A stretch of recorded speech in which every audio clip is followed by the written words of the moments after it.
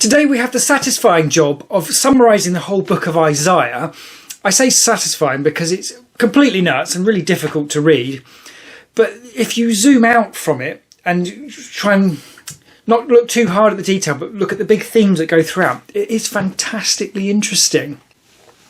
You have to say as well that if Christians were going to pick a book to find in a cave next to the Dead Sea, and then have scientists come along and date it to 100 years plus or whatever before Jesus came along, this would surely be the one you'd want. Bearing in mind that prior to finding the Dead Sea Scrolls in 1947, the earliest copy we had of the book of Isaiah dated to nearly 1,000 years after Jesus was born. And given what's in the book of Isaiah, pretty key that it was written before.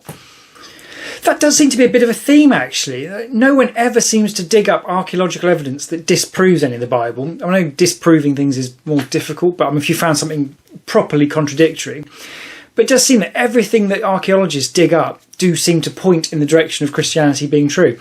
The Dead Sea Scrolls being obviously the prime example, but there's the stone tablets with references to events that went on in Kings and reference to King David, I believe. It's odd. I have looked. Can I find any evidence that contradicts anything? And I haven't found any. So I'm still of a mind that the Old Testament generally is probably not strictly true in the literal sense, a lot of it. But clearly it's based on some solid framework to some extent, because there's plenty of evidence outside it, or some evidence at least outside it, to show that the rough ideas of what has happened does seem to be about right.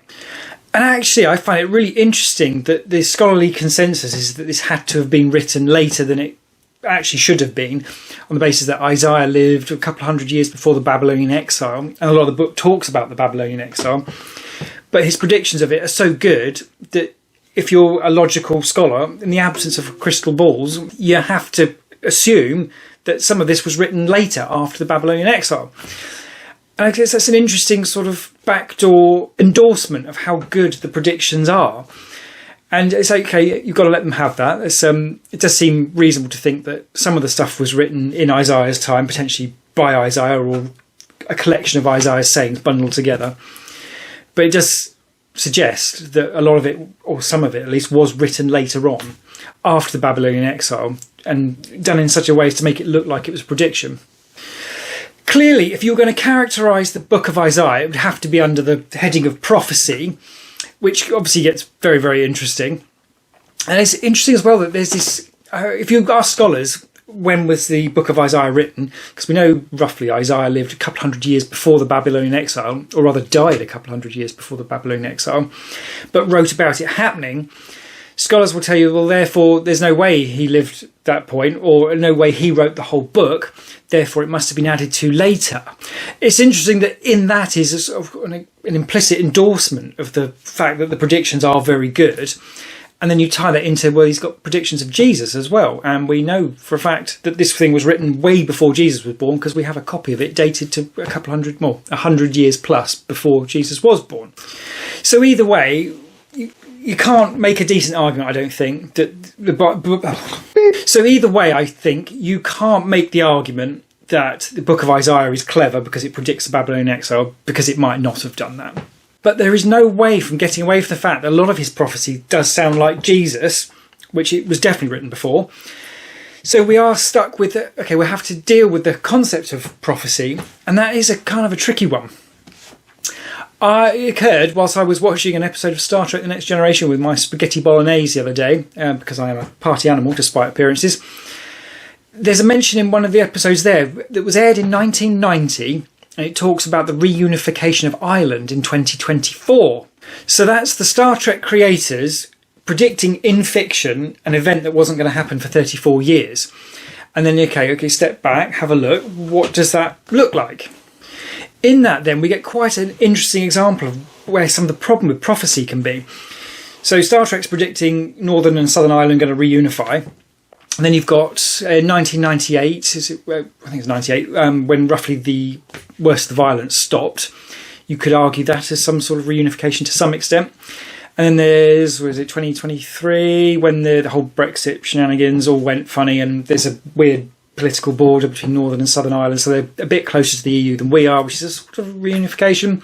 And then if you think cast that forward 2,000 years, so historians in 2,000 years' time are looking back, would they see Mr. Data on the Enterprise talking about the reunification in 2024 and see, well, these events fall roughly around that sort of time, and they could be argued as reunification, so maybe that's true. And obviously that would be ridiculous, because it's a robot in space and a made-up TV programme wearing pyjamas saying that this stuff was going to happen, and it didn't. We then have, coming at it from a slightly different angle, you have Michael Burry, who's famous in the finance world. He wrote the Big Short, that film and book. And he's famous for predicting 19 of the last 2 market crashes.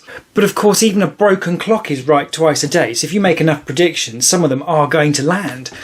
And there are plenty of people who will fall over themselves with headlines every time Michael Burry says something, or well, Michael Burry's gone short on this or that.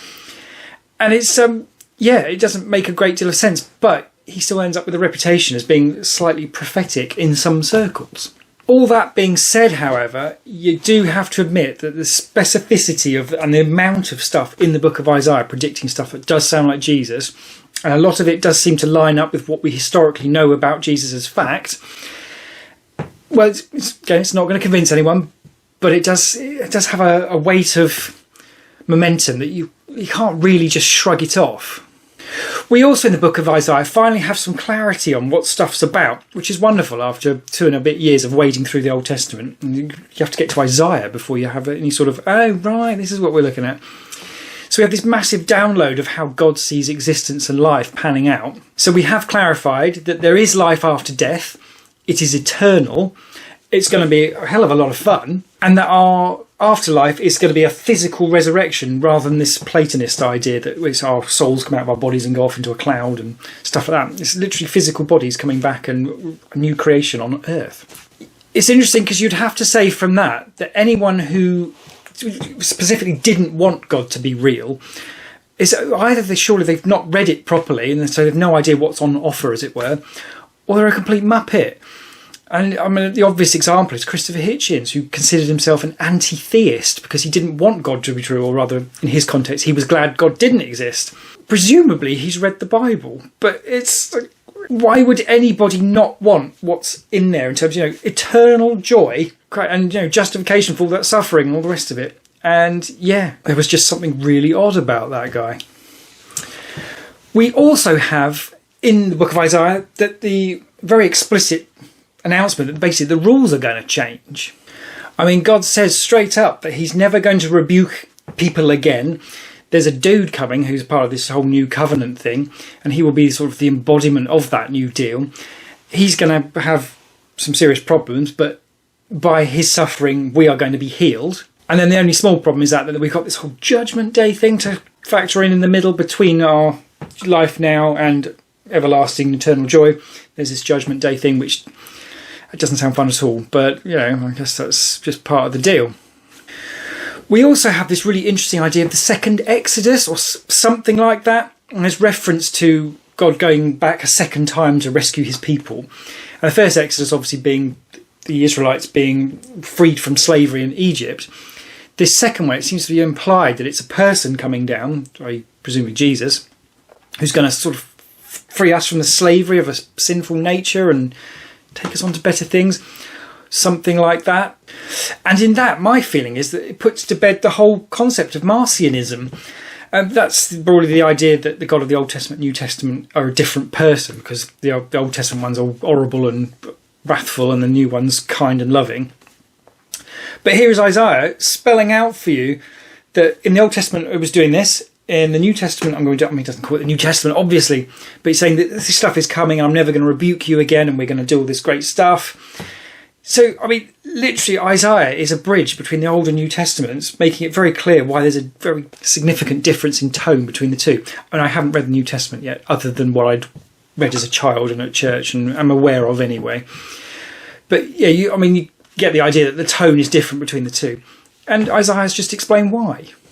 Actually, even in the Old Testament and in the book of Isaiah, we have plenty of references to God trying to be generous and longing to be kind and compassionate and empathetic and just trying to help the Israelites, and they throw it back in their face. And the original Exodus, God rescues them from slavery, and you could argue, well, they spent 40 years in the desert. It didn't sound like much fun. But they came out and they started setting light to their children, doing terrible things and sacrificing them, doing all sorts of weird things with other gods. And, kind of if people think that's a good idea, then they deserve everything they get, don't they? So the theme throughout, and expressed again in Isaiah, is very definitely God trying and people being absolutely awful. I sort of assume that most of the people who put forward that argument, the Marcion argument, that God new and old is different, haven't actually read the Bible or read the Old Testament properly or something. I'm presuming Marcion had, he was a big deal, and presumably Richard Dawkins has as well, because he goes and writes a book about how terrible the God of the Old Testament is, and he managed to completely miss all the stuff about eternal joy, and you think maybe that was relevant. So yeah, maybe he hadn't read it. It's hard, it's difficult to read, and people claim skim reading, and that's definitely not the right way to read the Bible. It's not the right way to read the Bible if you want to have any sense of what it actually says, because it clearly looks very different if you read it and approach it in a proper balanced way. Actually, it's a slight tangent, but an interesting thought that occurred on that is that sort of thing about how terrible God is in the Old Testament is sort of should be off limits to atheists anyway.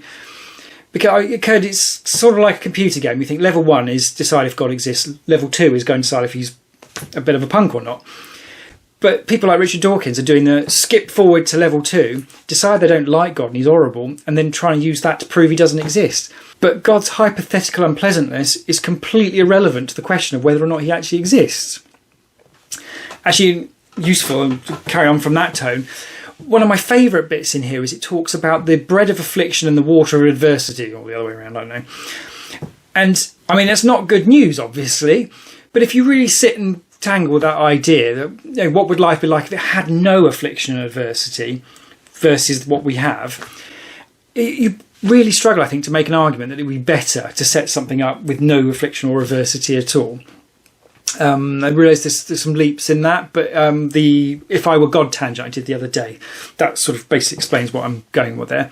So I think if anything, actually, a lack of suffering and affliction and adversity would actually be more suspicious, I think. Or, yeah, I don't know. Bit of a tangent there, but never mind. So on the question of prophecy, we also have to ask the question, what is a prophet? In the sense that, is it God coming down, dictating something word for word, checking your homework, making sure you've written it down right, and then letting you go off and relay it? It doesn't seem to be what's happening at all. God saying how he treated Moses was different to everybody else. Well, that was a long time ago.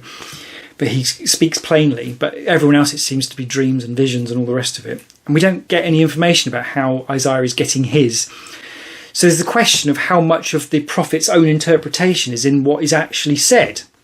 On that basis, it seems reasonable to expect that you need to look at the big picture rather than the individual bits, because there's so much risk that God has conveyed an idea to whatever his name is, Isaiah, and Isaiah's just written it up like a bit of a muppet, or spoken it like a bit of a muppet. It's been gathered up and changed slightly, and they've got the gist but missing some detail. So yeah, my feeling throughout all of this has been that detail is really tricky. So you need to zoom out and look at the big ideas. Finally, for this one, I think it's also worth checking in at this point that I don't expect that it's going to be possible to fully understand all of this stuff, in terms of how God wants existence and life to work. If you think of it on a scale of 1 to 100, maybe I'm at 5 now or something, and maybe the best biblical scholars in the world are on 60, so maybe over halfway, but still a very long way from full understanding.